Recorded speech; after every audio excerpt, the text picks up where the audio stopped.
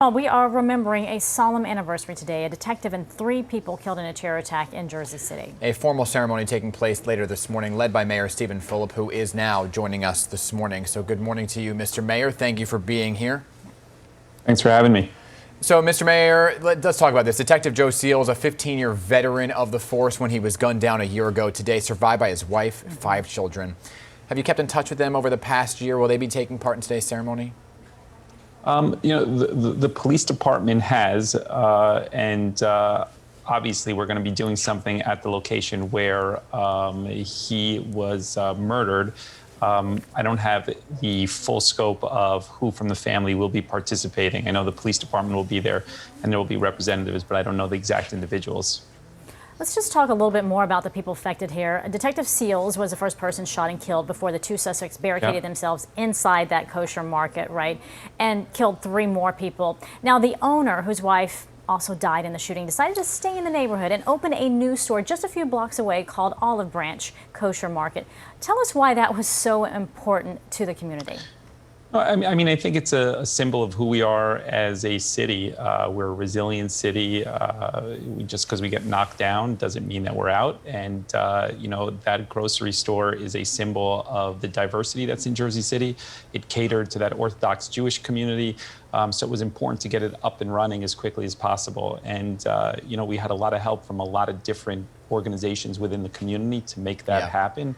And we're just thankful that that community has continued to thrive and stay here in Jersey City. I remember speaking with you right after the shooting, and we talked about that diversity, right? We also talked about the tensions within the community over gentrification, and that was the discussion that was really beginning at that point in time a year ago. How has that changed over the course of 12 months? Dan, I push back on that a little bit because, people on the national media like to portray it as there was some, broader anti-Semitic sentiment or some broad community-wide tension, and that's not really who we are as a city. It's important to recognize that the 2 shooters didn't live in Jersey City. They came from outside the city, and they targeted the Jewish community and law enforcement. That's not to say that there aren't pockets of tension that exist in Jersey City, that exist in every city across the country. But, I think Jersey City is still doing great and thriving, and I think that those communities are more and more communicating ever since December 10th last year. Right. Yeah, we're just watching some of that video. It is heartbreaking and horrific at the same time of the gunman walking into the store and then people running out, trying to just save their lives any way they could. Help us understand in the course of time that has passed, what lessons have been learned? Well, I think we can do a better job of facilitating communication between communities, and we've been doing that with faith-based leadership. COVID has obviously made it a little bit difficult this past year. We've also, tried to do an honest assessment of our performance from the law enforcement standpoint that day, where we could have done better, what we did well, to make sure that if there's ever a situation like that again, that we perform equally or better. And then we've just continued an open dialogue with the city and the law enforcement and all the different communities to make sure that there's, a opportunity to reflect on it, and that, we don't lose perspective that that was the largest domestic terrorist hate crime probably in the history of the state. And it could have been much worse had the circumstances worked against us. You mentioned COVID just now, and obviously the world has drastically changed since this shooting and this incident, especially in Jersey City, in the midst of the COVID surge. And I want to head in that direction now. Have the numbers stabilized at all in Jersey City? What do you know about COVID cases as we see the numbers tick up throughout the state? Yeah, we're seeing the same thing. We're seeing a huge spike here post-Thanksgiving, and we're concerned about it. We're not kind of in that red zone on the hospitalization rate yet, so that's a good thing. But we are seeing an uptick, and we're doing our best to push whatever the governor puts in place.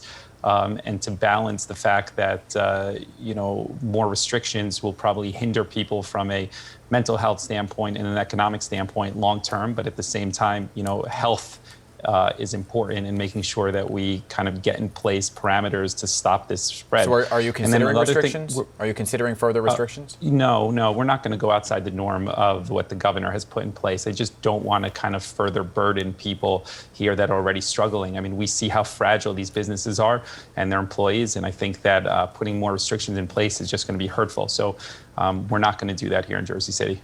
Mayor, we were just talking to New York's Lieutenant Governor a little bit earlier on the show, and she was talking about how people were prepared, trucks were ready for this vaccine to be distributed. Do you have a plan in place? What are you hearing from the state there?